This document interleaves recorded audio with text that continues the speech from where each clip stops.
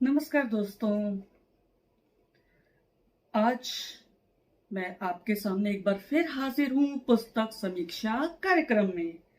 जी हाँ दोस्तों, कि हक मांगो तो डंडे, सवाल करो तो गाली, तर्क करो तो जेल, प्रेम करो तो हत्या, सच कहो तो द्रोही, लूट कहो तो जय जय, और झूठ कहो तो वाह वाह।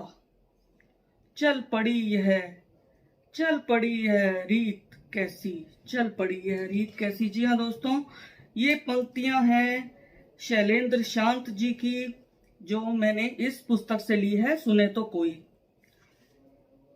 तो मैं आपको बता देती हूँ, यह पुस्तक है सुने तो कोई। जी हाँ, शैलेंद्र शांत जी इसके रचिता हैं।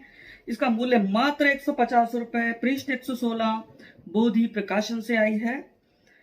तो जैसा कि नाम है शांत जी, इनकी कविताएं शांत शांत स्वर में कही गई हैं, लेकिन उत्वेलित करती हैं। इनके बारे में थोड़ा सा बता देती हूँ कि इनका जन्म बलिया के मनियर कस्बे में हुआ। एमए हिंदी किया हुआ है, कोलकाता में रहते हैं। यह इनका छठा काव्य है। एक लघु उपन्यास लिखा और एक कहानी संग्रह। पत्र पत्रिकाओं में इनके लेख, कथा, कविता आदि प्रकाशित होते रहते। पेशे से पत्रकार हैं। जनसत्ता कोलकाता में संपादक रहे और वहीं से 2016 में सेवानिवृत्त हुए। तो इन्होंने इस पुस्तक को, इस काव्य को समर्पित किया है अग्रज कवि विजेंद्र और ध्रुव देव मिश्र पाषाण के लिए उन्हें समर्पित किया है। कहते हैं कि जिनका स्नेह इन्हें मिलता रहा, इन दोनों का। इस संग्रह में 100 कविताएं हैं। इन्होंने कविताओं के माध्यम से प्रश्न पूछे हैं, लेकिन शांत रहकर प्रश्न पूछे हैं। ये ललकारते भी हैं तो शांत रहकर, क्योंकि जानते हैं कि व्यवस्था और विचारों को बदलने में वक्त लगता है, पर विश्वास भी है कि बदलेंगे अवश्य। इनकी कविताएं ओज से परिपूर्ण है। व्यवस्था को खूब कटघरे में खड़ा किया इन्होंने कविताओं के माध्यम से। पत्रकारिता से जुड़े रहे हैं, तभी राजनीति के षड्यंत्रों को खूब समझते हैं। खूब पोल खोली है, लानत मलानत की है, चेतावनी भी दी है। इन्होंने प्रकृति के दोहन पर भी मानव को डांट पिलाई है। मजदूर किसानों को नमन किया है। चंदे का फंदा एक कविता मुझे अच्छी लगी, इसमें इन्होंने राजनीति को बेनकाब किया है। कविताओं में बेचैनी है जो पाठकों को भीतर तक झंझोड़ देती है। निर्वाह, ये जो कविता है निर्वाह, उसमें रावण फूकने की परंपरा पर खूब कटाक्ष किया है। उन्होंने कैसे किया है, बोलते हैं कि हमारे आसपास ठहाके लगाते रावणों की जमात ने दिल खोलकर चंदे दिए। व्यंजना देखिए इनकी व्यंजना शक्ति। और एक कविता है बस पखेरु, प्रतीकात्मक कविता है। रपट कविता में कलकत्ता की निर्धनता को शब्द देने का प्रयास किया है, क्योंकि कलकत्ता से जुड़े। रूप को, बिंबों, प्रतीकों का खूब अच्छा प्रयोग किया है। सच को पकड़ने की कोशिश की और इनकी कोशिश कामयाब हुई। समय समय की रपट लिखी है, समय समाज की रपट लिखी है इनकी कविताओं ने। इनकी कविताएं नाइंसाफी और क्रूरता के विरुद्ध युद्ध हैं। जी हाँ, तो ये इनकी समीक्षा थी।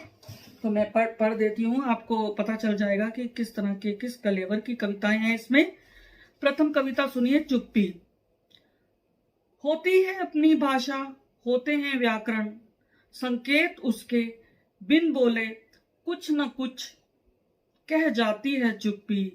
पढ़ ली जाती है वह भी बगैर लिपि के, बगैर लिपि के। जी हाँ दोस्तों, चुप्पी की भाषा बहुत सशक्त होती है।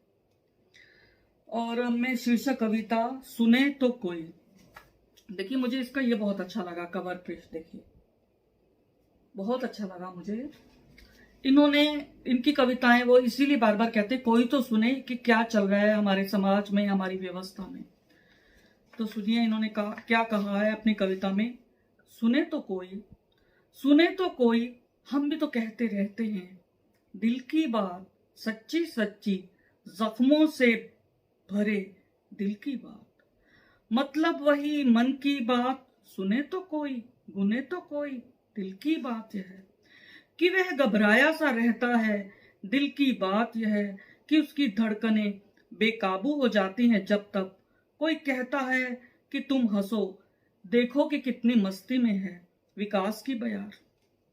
फिर व्यंजना, देखो कि कितनी मस्ती में है विकास की बयार, देखो कि हर तरफ 4G की बहार। पर मन की बात यह है कि दिल है कि मानता नहीं। मंदिरों के आसपास अब भी हाथ पसारे मिल जाते हैं अर्ध नंगे, बात बात पर हो रहे फसाद दंगे। ट्रेनों में झाड़ू लगाते मिल जाते हैं नन्हे नन्हे भविष्य राष्ट्र के, बाजार जिस्मों के कम नहीं रहे। गुम रहा है गांव शहरों में कहीं, हादसे सड़कों पर बेशुमार हर दिन, हादसे सड़कों पर बेशुमार हर दिन। घरों में झगड़े कुछ कम नहीं, दुकानें राशन की अब भी आबाद, खाली हाथों का समय यूं ही हो रहा बर्बाद, हो रहा बर्बाद। देख नहीं सकते तो सुन ही लो विकास पुरुषों, सुन ही लो विकास पुरुषों, विकास पुरुषों। बहुत अच्छी इन्होंने व्यंजना शब्द शक्ति का बहुत अच्छा प्रयोग किया है। और इस काव्य की मैं आखिरी कविता पढ़ती हूँ, नन्ही नन्ही, इसमें नन्ही कविताएं भी, बहुत प्यारी कविताएं हैं लेकिन जोरदार, और छंद मुक्त में कही गई हैं ये कविताएं, इसलिए उनमें भावों की अधिकता है।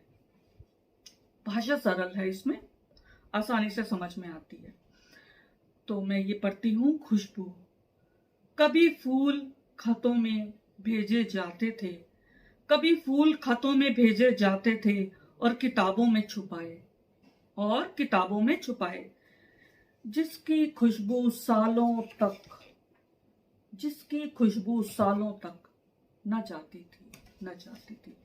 मित्रों, इस नन्ही कविता में इन्होंने इतनी सुंदर बात कही है कि आज का जो प्रेम है वह ज्यादा समय तक जीवित नहीं रहता, वह जल्दी मर जाता है, क्योंकि वास्तविक प्रेम को लोग भूलते जा रहे हैं। तो मित्रों, इन्होंने अपने जीवन का अनुभव, इन्होंने खूब सारा इसमें निचोड़ दिया है अपने अनुभवों को, और बहुत अच्छी कविताएं हैं। जिनको इस कलेवर की कविताएं पसंद आती है वो इनकी किताब अवश्य पढ़े। तो एक बार फिर कहते हैं, सुने तो कोई। तो मित्रों, कैसी लगी आपको समीक्षा, मुझे अवश्य बताएं। धन्यवाद दोस्तों, फिर मिलेंगे अगली कड़ी के साथ।